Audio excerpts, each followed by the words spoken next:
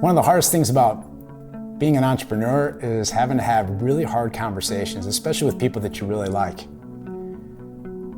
It's just hard. You pour yourself into people, you care so much, you become close with them and you build relationships and you work day in and day out, sometimes with them more than you are with people in your family or close friends.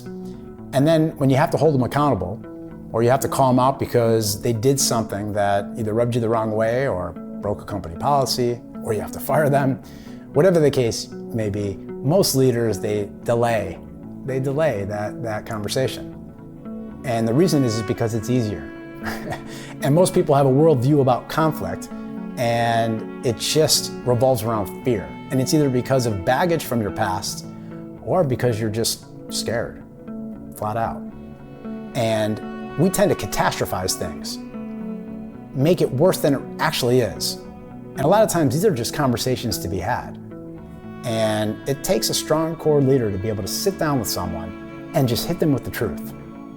You may want to, not go in and make it so hard that you're going to hurt someone's feelings. But a lot of times when you tell people the truth about something that is your truth, it's going to hurt their feelings.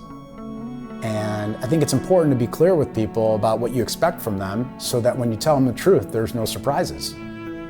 But dealing with conflict should be a mindset as a leader that you need to have these conversations early and often, because sweeping them under the rug does nobody any good. And what happens is if you have conflict with people and you don't address it, then you're going to be in meetings with people, and when that person says something, there is going to be this undertone, this bit of sabotage of you just want to kind of get them, you're upset with them, for whatever the case may be. And it's important that you get that out there. One of the amazing things my team used to do is we used to what we call clear. And before we started our meeting, we'd have to look at everybody in the room, and we were very close. And we'd say, I'm clear with you, I'm clear with you, I'm clear with you. And if you weren't, you stepped outside and you talked about it, because we didn't want to address issues in our company when there was this undertone of conflict. And we didn't want to open it up and put everybody's baggage on the table, so everybody took care of it privately. But what happened was people trained themselves over time to address the stuff early and often on their own so that they didn't have to do it in our meetings. It takes time to build that kind of trust with your team to be able to hit them with the truth. But if you're a leader, then you need to lead with this philosophy so that you can set the tone in your office with your team that you're going to tell people the truth, even when it hurts. And a lot of times most people, as hard as it is to hear, will come back and circle back, maybe a month from now, maybe six months from now, and they'll thank you for it. And I think it's important for every leader to be open to the fact that you could be wrong and that it's your truth, and that just because it's your truth or you think it's a fact doesn't make it so.